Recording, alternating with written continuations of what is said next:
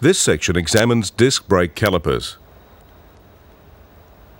The disc brake caliper assembly is bolted to the vehicle axle housing or suspension. There are two main types: fixed and sliding. Fixed calipers can have 2, 3, or 4 pistons.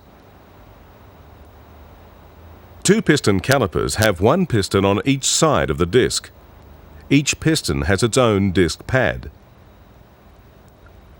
When the brakes are applied, hydraulic pressure forces both pistons inwards, causing the pads to come in contact with the rotating disc.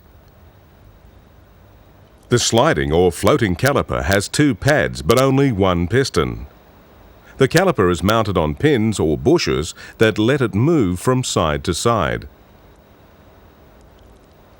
When the brakes are applied, hydraulic pressure forces the piston inwards. This pushes the pad against the disc.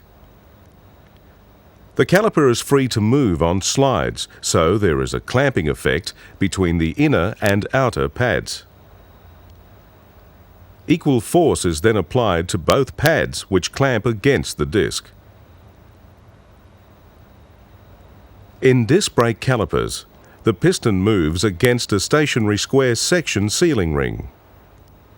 When the brakes are applied, the piston slightly deforms the seal. When the brakes are released, the seal returns to its original shape. The action of this sealing ring retracts the piston to provide a small running clearance between the disc and pads. It also makes the brake self-adjusting.